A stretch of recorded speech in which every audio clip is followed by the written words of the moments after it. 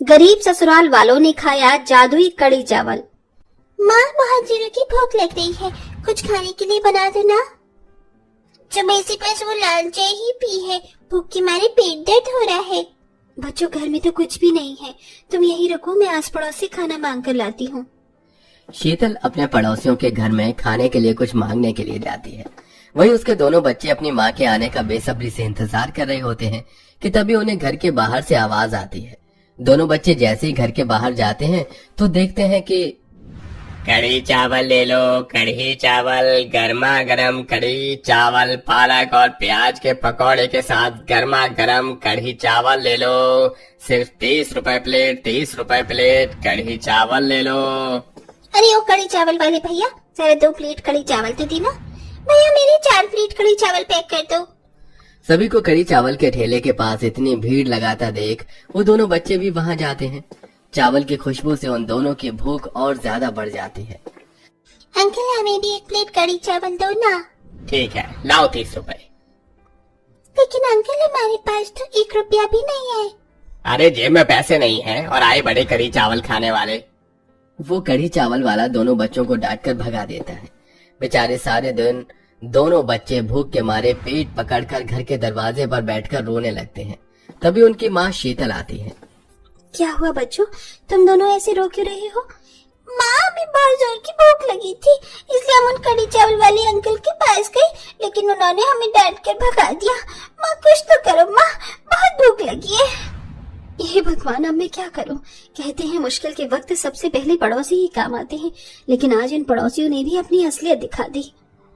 शीतल कई पड़ोसियों से खाने की मदद मांगती है, लेकिन कोई भी उसकी थोड़ी बहुत भी मदद नहीं करता, जिसके चलते अब बेचारी शीतल जो लोग घरों के बाहर गाय को खिलाने के लिए बासी रोटियां रखते हैं उन्हें चुपके से चुरा लेती है और घर लाकर उन्हें हल्के पानी से धोकर चूल्हे पर सेक कर नमक के साथ अपने पूरे परिवार को खिलाती है।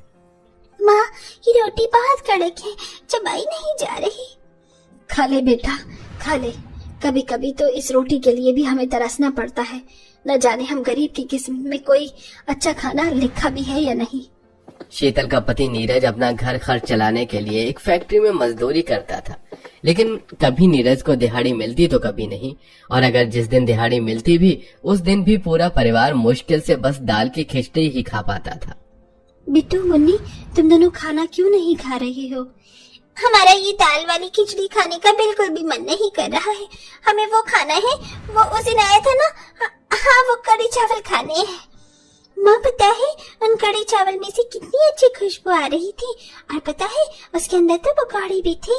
माँ, तुम कब हमारे लिए कढ़ी चावल बनाओगी? बेटा, जल्दी बनाऊंगी, जब तक तुम दोनों ये दाल वाली खिचड़ी खा लो। शीतल अपने दोनों बच्चों से कढ़ी चावल बनाने का वादा तो कर देती है, लेकिन जिस परिवार ने आज तक ढंग की सूखी सब्जी भी नहीं खाई थी वो परिवार कढ़ी चावल कैसे खा सकता है। लेकिन शीतल के दोनों बच्चे आए दिन कढ़ी चावल खाने की जिद करते हैं। माँ, तुमने हमसे तो हफ्ते पहले कहा था कि तुम हमारे लिए कढ़ी चावल बनाओगी, लेकिन तुमने अभी तक हमारे लिए कढ़ी चावल नहीं बनाया। बेटा, अभी घर में बिल्कुल भी पैसे नहीं हैं, जैसे आएंगे मैं कढ़ी चावल बना दूंगी। रहने दो माँ, आप बस हमसे झूठे वादे करती रहती हो। आज तक आपने हमें एक पराठा भी तो बनाकर नहीं खिलाया, अब कढ़ी चावल क्या ही बनाओगे? अपने दोनों बच्चों की ऐसी बातें सुनकर शीतल को काफी ज्यादा दुख होता है, जिसके बाद अब शीतल अपने पति नीरज के आने का इंतजार करती है। बच्चे काफी समय से कढ़ी चावल खाने के लिए कह रहे हैं, बच्चों के बहाने घर में माँ जी और पिताजी भी कुछ अच्छा खा लेंगे। शीतल, तुम तो जानती हो ना कि मुझे 4 दिन में एक बार दिहाड़ी मिलती है, वो भी इतनी कम कि हम लोग पेट भरकर खाना भी नहीं खा पाते। अब इतने कम पैसों में कढ़ी चावल बनाने का कहाँ से सामान लेकर आऊं? वैसे मैंने सुना है अगले बुधवार मंदिर के पास कढ़ी चावल का भंडारा हो रहा है। अगर तुम वहाँ से कढ़ी चावल ले आओगी तो बच्चे भी खा लेंगे और हमारे पैसे भी नहीं लगेंगे। सही कह रही हैं आप, एक बार के लिए ही सही, लेकिन पूरा परिवार पेट भर के अच्छा खाना तो खाएगा। शीतल बेसब्री से बुधवार का इंतजार करती है। बुधवार के दिन शीतल लाइन लगाकर भंडारे की लाइन में कढ़ी चावल लेने के लिए खड़ी हो जाती है, लेकिन कुछ लोग लाइन तोड़कर कढ़ी चावल लेने लगते हैं, जिसके चलते सारे कढ़ी चावल खत्म हो जाते हैं। लाइए भैया, मुझे मेरे हिस्से के कढ़ी चावल दे दीजिए। अरे बहन जी, सारे कढ़ी चावल तो अब खत्म हो चुके हैं, अब तो अगले बुधवार को ही कढ़ी चावल मिलेंगे आपको। हे भगवान, मेरे दोनों बच्चे कितने आस लगाए बैठे हैं कि आज उन्हें कड़ी चावल खाने को मिलेगा, लेकिन अब मैं ये खाली हाथ लेकर उनके सामने कैसे जाऊं? बेचारी कड़ी चावल खत्म होने की वजह से पास में ही बने एक बड़े से बरगद के पेड़ के नीचे जाकर बैठकर रोने लगती है। मैंने तो सुना था कि माँ अपने बच्चों के लिए हर चीज कर जाती है, लेकिन मैं कैसी माँ हूँ जो अपने बच्चों को मामूली से कड़ी चावल भी नहीं खिला सकती। शालिनी खुद से बात करते हुए रो ही रही थी कि तभी उसे किसी के रोने की आवाज आती है। ये रोने की आवाज कहाँ से आ रही है? कोई मेरी मदद करो, मैं यहाँ बंद हूँ। शीतल उस आवाज का पीछा करते हुए जंगल की तरफ चली जाती है। शालिनी को एक पेड़ के नीचे एक कांच की बोतल मिलती है जिसके अंदर एक सुंदर सी तितली बंद होती है। ये तो बहुत सुंदर तितली है, लेकिन इसे ये बोतल के अंदर किसने बंद किया? मेरी मदद करो और मुझे इस बोतल से बाहर निकालो। ये हकीकत है, ये मेरी आंखों का धोखा है। ये सच में तितली ने मुझसे बात की। हाँ, मैं तुमसे ही बात कर रही हूँ, मुझे प्लीज इस बोतल से बाहर निकाल दो। शालिनी उस कांच की बोतल का ढक्कन खोल देती है और वो तितली उस कांच की बोतल से आजाद होकर बाहर आ जाती है और देखते ही देखते वो नन्ही सी तितली एक सुंदर सी परी के रूप में बदल जाती है। तुम्हारा बहुत बहुत धन्यवाद। एक दुष्ट जादूगर ने मुझे अपने जादू से इस कांच की बोतल के अंदर बंद कर दिया था। पता है, मैं कितने समय से इस बोतल के अंदर से अपनी मदद के लिए लोगों को बुला रही थी, लेकिन कोई भी नहीं आया। पर तुमने मेरी मदद की, इसलिए मैं जिंदगी भर तुम्हारी आभारी रहूंगी। बताओ, तुम्हें क्या चाहिए? शीतल के मन में बस कढ़ी चावल ही चल रहे होते हैं, इसलिए वो उस परी से कढ़ी चावल मांगती है। तुमने मांगा भी तो क्या, कढ़ी चावल? लेकिन कोई बात नहीं, मैं हर किसी की इच्छा की पूर्ति करती हूँ। वो परी अपने जादू से शीतल को कढ़ी चावल से भरा हुआ एक मिट्टी का बर्तन देती है, जिसे देख शीतल काफी खुश होती है और अब जल्दी से शीतल अपने घर आ जाती है। माँ भाग गई, मैं कब से आपका इंतजार कर रही थी। हाँ बहू, तूने आने में बड़ी देर कर दी। ये देखिए, मैं आप सबके लिए गर्मा गर्म कड़ी चावल लेकर आई हूँ। शीतल के हाथ में जो कड़ी चावल से भरा हुआ मिट्टी का बर्तन था वो काफी ज्यादा छोटा था, जिसे देख शीतल सबसे पहले अपने दोनों बच्चों को अपने हाथों से कड़ी चावल खिलाती है, जिसे खाकर उसके दोनों बच्चे काफी खुश होते हैं। माँ, ये कड़ी चावल तो बहुत ज्यादा स्वादिष्ट है और इसके पकौड़े भी कितने मुलायम है।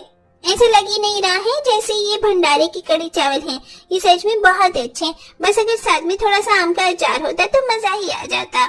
बिट्टू जैसे ही आम के अचार की चाहत करता है तो उसके सामने ढेर सारा आम का अचार आ जाता है, जिसे देख सब लोग काफी हैरान हो जाते हैं। ये आम का अचार यहाँ कैसे आया? अभी तक तो था ही नहीं।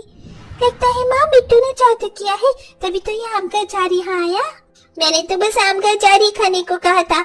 आप तो ऐसे कह रहे हैं जैसे अगर मैं गर्मा गर्म समोसे खाने को बोलता तो वो भी यहाँ आ जाते। बिट्टू जैसे ही समोसे का नाम लेता है तो उन सबके सामने समोसे आ जाते हैं। ये सब क्या हो रहा है? ऐसे लगता है कि हम जो भी बोलेंगे वो हमारे सामने आ जाएगा। अगर ऐसा ही है तो मुझे आइसक्रीम खानी है। मुन्नी के इतना बोलते ही उसके सामने आइसक्रीम आ जाती है, जिसे देख लगता है कि ये भगवान की ही कृपा है, जो हम बोल रहे हैं वो सच हो रहा है। अगर ऐसा है तो क्या यहाँ 56 भोग से भरी थाली आ सकती है?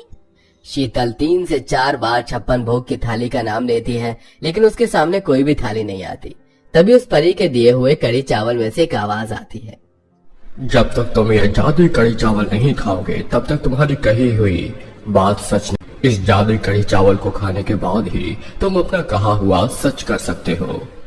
उस जादुई कड़ी चावल की बात सुनकर घर में सभी लोग काफी खुश होते हैं, जिसके बाद अब सभी लोग एक एक करके कड़ी चावल खाते हैं और अब वो जो भी कुछ कहते वो चीज उनके सामने हाजिर हो जाती। मेरे पास पहनने के लिए कपड़े नहीं है, क्या मुझे कपड़े मिल सकते हैं? अरे मेरी तो दवाइयाँ ही खत्म हो गई हैं। नीरज और कलावती के इतना कहते ही उनकी कही बातें सच हो जाती हैं। अब उनके सामने ढेर सारे कपड़े और दवाई आ जाती है, जिसे देख सारा परिवार खुशी से फूले नहीं समाता। तभी तो मैं सोचूं कि उस परी ने मुझे इतने कम कड़ी चावल क्यों दिए हैं, क्योंकि इन कड़ी चावल से तो हम अपनी हर ख्वाहिश को पूरा कर सकते हैं। पूरा गरीब परिवार वो जादू कड़ी चावल को खाकर अपनी हर ख्वाहिश को पूरा करता है। साथ ही कड़ी चावल जादुई होने की वजह से वो कड़ी चावल कभी खत्म भी नहीं होते और अब पूरे परिवार की किस्मत से हमेशा हमेशा के लिए भूखमरी और गरीबी चली जाती है, जिसके बाद अब पूरा परिवार एक अच्छी जिंदगी जीता है और हमेशा भरपेट खाना खाता है।